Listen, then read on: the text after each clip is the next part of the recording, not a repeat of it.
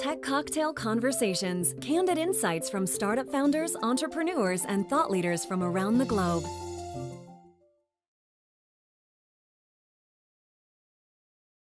I'm Phil Simon. I've written 5 books and I speak for a living. My most recent book is called Too Big to Ignore: The Business Case for Big Data.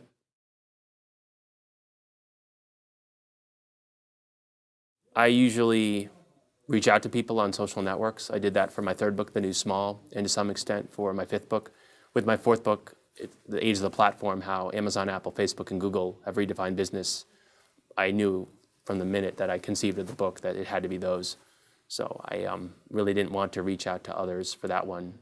But it's a balance. I can do research as well as the next guy, but I also like connecting with experts and other people to maybe get something that isn't already available on the web.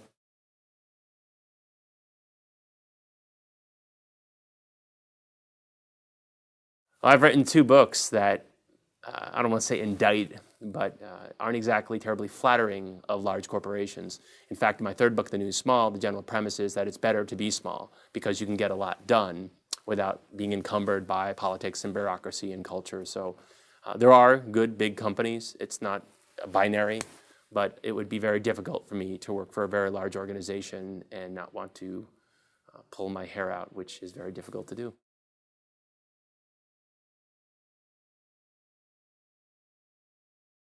Gosh, that's a great question.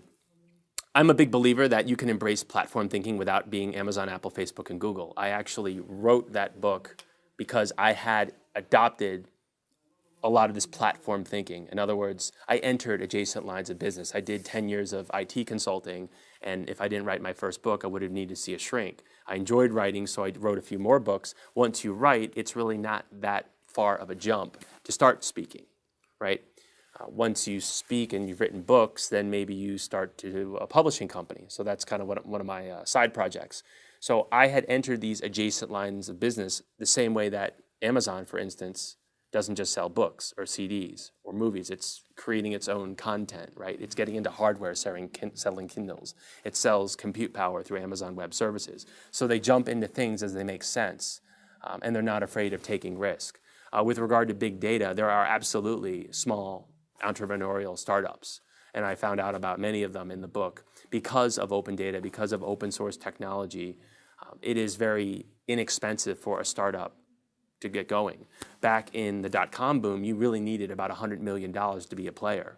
Now you're talking about fractions of that. I've heard of very few companies that get upfront $100 million. They may raise additional rounds like Facebook, like Twitter, as they become more valuable, but you almost have this proof of concept early on. So it's very difficult to me to minimize the impact of big data.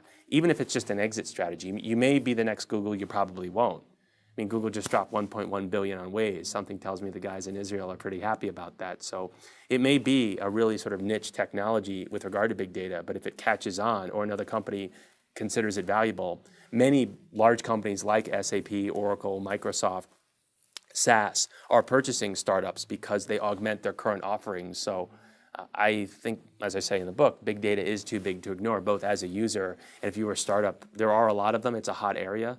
But to me, you're silly if you think, oh, well, that's just something that big companies can do. Because of the cloud, because of software as a service, you don't need to buy millions of dollars of hardware. You basically can rent through some of the services that I mentioned before.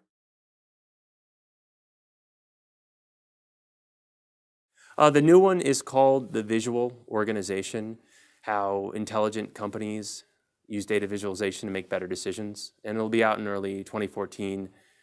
We have big data, right? It's flying at us in all forms. And it's very difficult to make intelligent decisions if you're looking at a standard chart, right? Or rows on a spreadsheet.